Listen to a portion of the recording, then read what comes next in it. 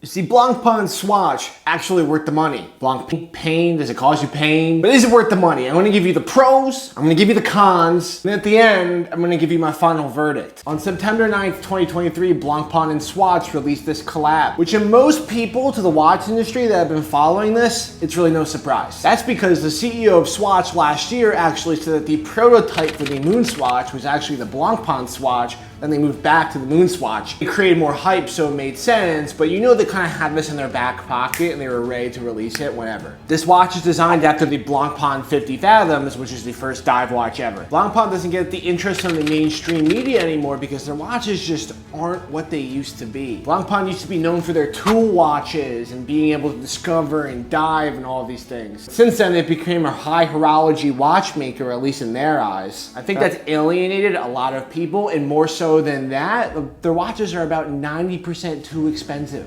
Collabing with Swatch was a genius marketing idea for the brand. Really, how much of this collab is truly a collab? Because both Swatch and Blancpain are both owned by the Swatch Group. Is this a collab or just another product they're making? However, this product will get Blancpain to be a household name, where for decades it really hasn't. Now that this is in the mainstream media and flippers and hype people are gonna be going after the watch, going to end up selling more Blancpain and more 50 Fathoms. It's just gonna happen.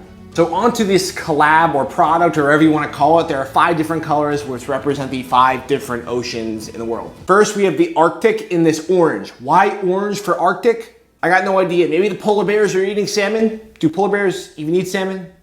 Do they? I don't know. It has this no radiation symbol on the dial, which is actually a tribute to the 50 Fathoms. So the 50 Fathoms made their first no radium watch. Basically means there's no radiation on the dial. When you have radium and tritium on your watch dial, it actually is radiation. Not enough to cause cancer, that's what most scientists say, but it still has some radiation. So this symbol, when you find it on Blancpain, is extremely collectible, and it can take the watch from 15,000 to like 35,000 in 1 second. The next one we have is the Pacific Ocean, and then this yellow or gold. It's like it's trying to be gold, but it's really yellow. Apparently this color is inspired by Chromodorus cuteri. I don't know what that is, but apparently it's a fish found at the bottom of the sea, and it's also actually engraved on the movement on the back of the watch. This creature is 100% not yellow, but apparently it's inspired by it, so we're just gonna have to go with it. This one also has a date indicator, where the Arctic actually did not have a date indicator. Next, we got the Atlantic Ocean in blue. Do I need to explain why it's blue? I definitely do not. The one thing I want to point out is this looks like the same blue bioceramic that they used in the Neptune Moon Swatch. That one, everybody knows, was impossible to get, had the highest resale value, and more importantly, when they originally released it, there were reports that this color was actually wearing off on people's wrists, so they actually stopped producing it for a very long time. Will this happen to this watch? Probably won't rub off on your wrist because it has the NATO on the back, so I guess it's protecting you. Good job, Swatch. But it's definitely something to watch out for, and what to watch out for is this: will this be the most desirable? I would expect it to be one of the most desirable. And will they produce more of these? Because the Neptune Moon Swatch, they definitely produce less than the others. I know that for a fact. So will they produce the Atlantic less than the other Blancpain swatches? I have no idea. We also have the Indian Ocean in green. When this was first released, I posted a TikTok. I was like, why would this be green and orange? I don't, this makes no sense. To which I got yelled at in the comments, everybody telling me that it's for the Indian flag. I'm a dumbass. I've never claimed to be smart, but I don't really give a shit what's on here. I think it's definitely my least favorite. I just think the orange and green, and I just think it's ugly. Like, of all of them, I probably would wear almost all of them. This one I definitely wouldn't. Lastly, we have my personal favorite, the Antarctic. It's in white because, you know, it's in the Antarctic and there's, you know, snow on the ground, obviously. And in my opinion, this will be the most desirable. It also has the water indicator, much like the no radiation feature on the Arctic. And basically what this did on old Blancpain 50 Fathoms is it told you basically if there was water or moisture within the watch when you were diving down deep, or whether you were above the surface and it wasn't water resistant or whatever, and it would change color. Does this do this on the Blancpain Swatch? I haven't heard anybody say that, but it's a nice little cute homage, and if you like that, go for it. All right, it's time to get into the pros, and we're gonna get into the cons, and then I'm gonna give you my actual prediction of like what I think. Should you buy this? Should you not buy it? Who are you? My first pro is actually all of these NATO straps are made out of recycled fishnets. Regardless if you care about the environment or not, you can decide that for yourself, but I think that's pretty cool. They're using recycled fishnets for the NATO straps. I think that's great. The problem with that though is this watch is a disposable watch, which I'll get to into the cons. So like it's gonna be in the trash anyway, so what's the point of recycling if it's gonna be in the trash regardless? The other thing I like, just like all these symbols I was talking about on the watch, there's so many Easter eggs. Each watch is a different engraving on the System 51 movement on the back of the watch. And I think they did a great job at making this somewhat of an homage. I think the Moon Swatch was really just like, it's supposed to look like a Speedmaster with all these different colors. And I really think of this one, they're really making an homage. They're calling back to all these old watches, which I think is great and what they should have done more with the Moon Swatch. These also come with automatic movement, which you weren't getting on the Moon Swatch, which is great. It's $400, so you bet your ass it better be coming with an automatic movement, but that's also great. And the other thing is, I actually think these watches look really good. Besides the Indian Ocean one, these just, although they're very playful and fun, I think they're definitely something I would wear. They're kind of like a G-Shock in a way, maybe not as durable, but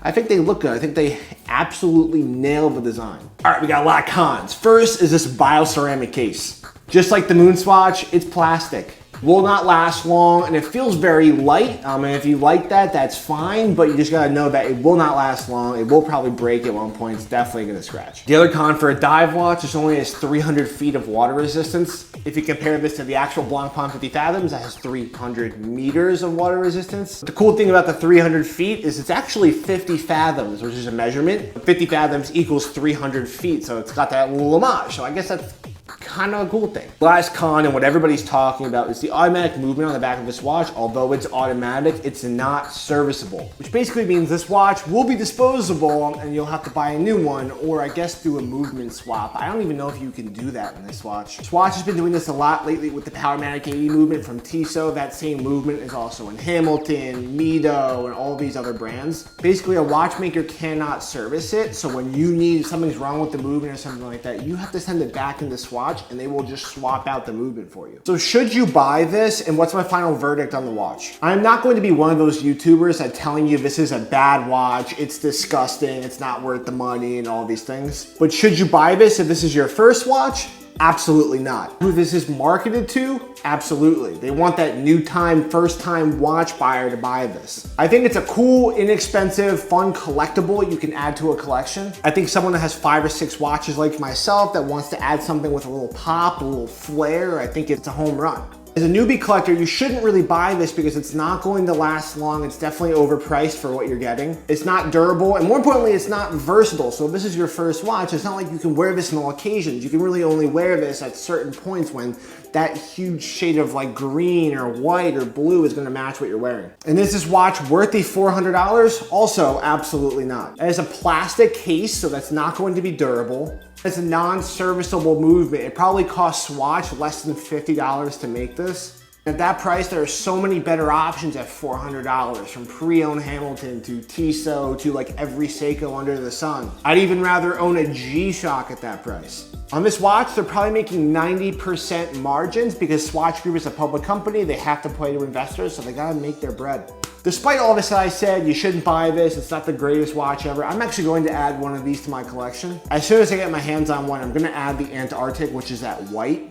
And that's because of all the reasons that I said. I think it's a cool homage. I love the water indicator. And it's so different from the rest of my collection when I have stainless steel and black and all black PVD. I think like this white will just add that whole other element. Thank you for watching. You can subscribe to the channel, and when I get that watch, I will do a hands-on. So make sure you're subscribed and hit on the bell for the notification.